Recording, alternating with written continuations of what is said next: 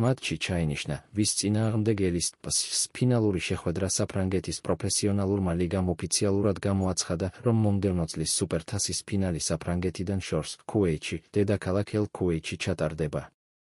ტიტულისთვის ერთმანეთს პარი სენ-ჟერმენი და მარსელი დაუპირისპირდებიან, შეხვედრა 2026 წლის 8 იანვარს გაიმართება. ხვიჩა კვარაცხელიასთვის ეს მატჩი კიდევ ერთი მნიშვნელოვანი შანსია, სეზონის დასაწყისშივე კლუბთან ერთად ახალი თასისთვის იბრძოლოს. ქართველ ვარსკვლავს უკვე არაერთი მნიშვნელოვანი ტიტული აქვს მოპოვებული რიგებში და ახლა მისი ყურადღება სუპერთასისკენ არის მიმართული.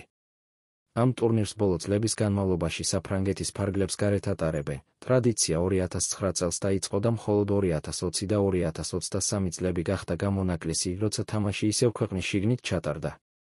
სუპერთასის ისტორიულ მონაგარში აშკარა ლიდერი პარი სენ-ჟერმენია. პარიზულმა კლუბმა ეს ტიტული უკვე 13 ჯერ მოიგო და კიდევ ერთი წარმატება მათ რეკორდს უფრო გაამყარებს.